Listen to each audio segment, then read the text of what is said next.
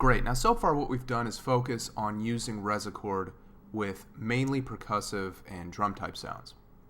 There's really no reason, however, that you can't also use it for something like a drone to create a cool melodic pad texture that's useful in a variety of applications. And that's what I want to show you how to do in this segment. Now, I've loaded up Reaktor standalone with Resochord. And what I'm going to do is connect Resochord to a sound generating ensemble called SpaceDrone. Now, SpaceDrone is aptly named because it's kind of this spacey sound texture generator. And when we connect it to Resochord, what is going to happen is Resochord is going to lay a chordal texture over the drone that SpaceDrone is feeding into it, and thus producing this really cool effect. So, as I said, I've loaded up the Resochord ensemble. And now I should say before I go further that I find this a little fiddly depending on how you load a SpaceDrone. Sometimes it seems that you can load the ensemble, but sometimes it seems that it's easier just to load the instrument, just the individual SpaceDrone instrument. So that's what I want to show you how to do to avoid potential complications. So in the file browser, we find SpaceDrone under New Additions. Actually, it's not under New Additions. It's under Instruments, excuse me. Instruments, we want the instrument. Sound Generators and SpaceDrone. So it's here. Now I want to go into our structure view by clicking on this structure tab, bringing up the breadcrumb trail. Click on that, and now we have our familiar view of Resochord with 2 ins and 2 outs. Now I am going to get rid of 2 of these ins, and I am going to bring SpaceDrone into the structure. Now it's going to bring up this warning dialog that tells us that Reaktor 4 legacy mode property is on, and that core cells, which are included in SpaceDrone, are not designed to work under these circumstances. I'm just going to click yes to turn this legacy mode off. I'm going to drag up SpaceDrone. And one thing to note is that SpaceDrone just goes. It's not waiting on any instructions from you to tell it how to work. It's a sound generator, so once you connect it, it's generating sound right from the get-go. So once I connect this, you'll start hearing the sound come out of SpaceDrone through Resochord. And there we have it. That's just one of the channels. So I'm going to drag this down a little. This tends to get a little loud. Connect our right output on SpaceDrone to the right input on Resochord. And now we're fully connected. And now if I double-click on this gray area to go back to our panel view, you'll see that we have Resochord at top and SpaceDrone down below. Now SpaceDrone is really a very complex and cool instrument and has a variety of things that you can alter within it. We're going to leave it as is for now and leave it on this polar wind snapshot. And just to give you a sense for how SpaceDrone sounds in isolation, I'm going to drag down this dry-wet control. So that's SpaceDrone on its own. Now when I crank this up, we start to bring more of Resochord in.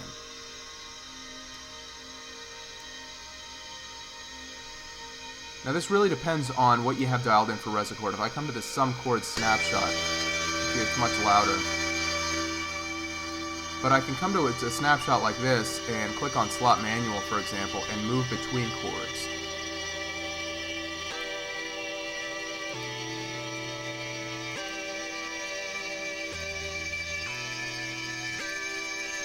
So you can see the potential there. Now what I've done is I have, and I'm just going to turn this off, turn it down. I have saved this ensemble as Resochord plus SpaceDrone.ens, and it's in the download section, so you can get it there. And now what I'm going to do is show you how you might use this in a more production-based setting, where you can use SpaceDrone and Resochord and use a little kind of sidechain compression to create a cool rhythmic effect. But bear in mind, if you have any problems getting this to work, just download this ensemble file, Resochord plus SpaceDrone.ens, and load it in standalone Reaktor. Okay, now let's take it a step further. What I've done is opened an Ableton Live set, and I've loaded our Resochord and SpaceDrone ensemble on one track. And on that track, I have produced this little chord progression, right? It moves between G2, E2, and A2. Now to do this, you want to have Resochord set to the slot MIDI function, which means that it's moving between these slots based on MIDI information. Remember that we have these different control modes, and each one of them kind of wait for different sorts of information to change the chord structure in Resochord. And in isolation, here is what our chord progression sounds like.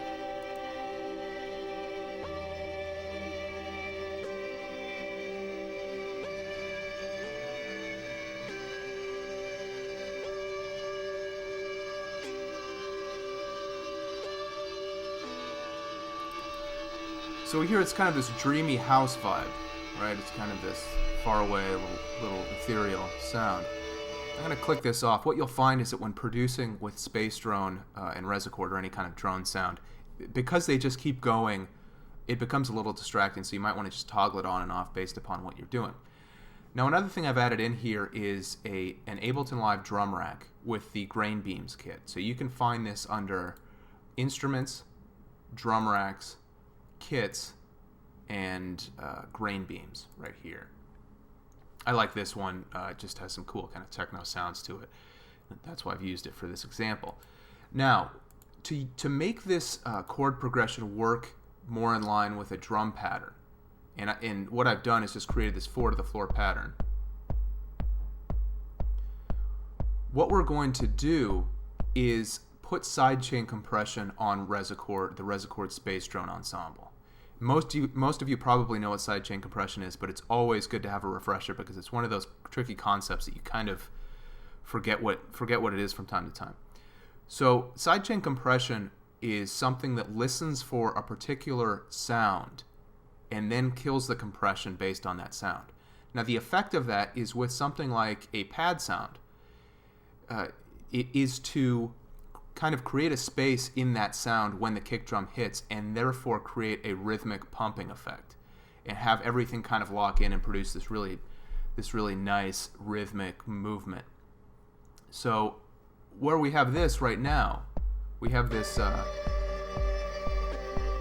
nice chord progression, but we can make it really lock in with that kick drum using sidechain compression. So let's do that now. I'm going to turn this off, toggle this off, and I'm going to come to Ableton's audio effects and select any compressor. I mean, you can just select this kind of out-of-the-box compressor and drag it in as an insert after our Reaktor instance. And now you see that it has all the familiar, familiar to some of us, unfamiliar to others, based upon what you're used to using and how far along you are. But we have this compressor which is waiting for a certain threshold signal to be exceeded, and then it is going to reduce the gain on the excessive audio. I know that's kind of hard to explain. I feel like a bit of a bumbler trying to explain that, but nevertheless, let's hear what it actually sounds like. So just normal compression is going to produce a more kind of defined, punchier sound. And you hear as I bring down this threshold, it is lowering the threshold beyond which gain reduction will occur. So what it's saying essentially is any time the signal from Reaktor goes above this threshold, it is going to reduce the gain, right? And you see it, this signifies the amount of gain reduction. And this ball is moving along this little slope that indicates how the gain is being reduced, at what essentially the relationship of gain reduction. So as I pull this down, we get more and more gain reduction. But we don't want it to just be static. We want that gain reduction to be keyed to something. And what that thing is this kick drum on the Grain Beams kit. So if I click this downward facing arrow, it will bring up, I'm going to turn this off, it'll bring up our sidechain dialog. If I click on sidechain, these audio from choosers become active, or at least the top one does. What this is asking you is where you want to get the audio that is going to tell the compressor to stop working. Now, as I said, every time a certain trigger sound comes in, the compression is going to lay off and create kind of a space in this Reaktor sound. So for audio from, we want the kick drum, right? So I want to select audio from, and we want to Grain Beams, which is our drum rack track. I click on that, and the second chooser now becomes active. If I click on this, we have a seeming infinity of possibilities for our sidechain input.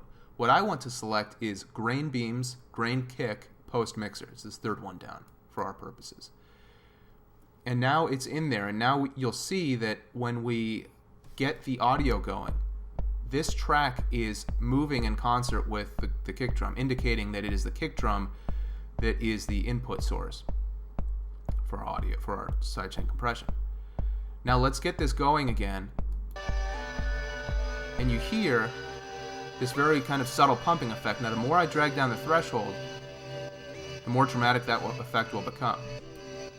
And you can raise the output to restore some of that level. Now the attack and release are also very important. This determines how quickly the compressor works. If you want the compressor to come in slowly, you raise the attack to a higher level. If you want it to be very abrupt, click it down to almost zero. And release is kind of also something you want to experiment with, how quickly the compressor lets out. So depending on what kind of effect you want, you'll want to alter these. And all of these are slightly different, these envelope modes and so forth. So I know this is specific to Ableton Live, but almost every compressor you use is going to have something that correlates to these modes. So it's helpful just to kind of get in there and figure out what does what to the sound. So back to our sound, here's what we have. I'm going to start from the beginning and go back to our arrangement. Let's get going here.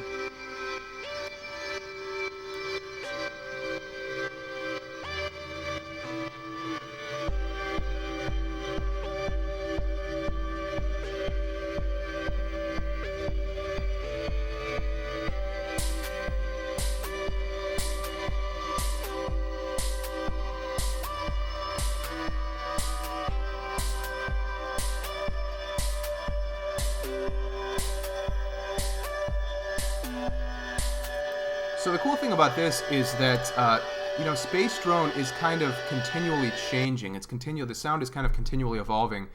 So it really lends itself to the listener being continually engaged in the sound. Some sounds become really boring. They become really tiring on the ear. What I find with SpaceDrone and using SpaceDrone with any effect is that because it's constantly changing, it kind of creates this evolving interest in the sound, which I think is really cool. But this is just an example, of course, of how you can use Resochord with a more drone-like texture to create a pad that then you can lock into a certain rhythm. And, of course, you could also do things like create loops from some of these pad sounds and bounce them down if you wanted to simplify your mix and so forth. But I really like using this. I think it's a kind of dreamy, far-out sound and fairly unique. But hopefully you get some inspiration and some ideas from that technique.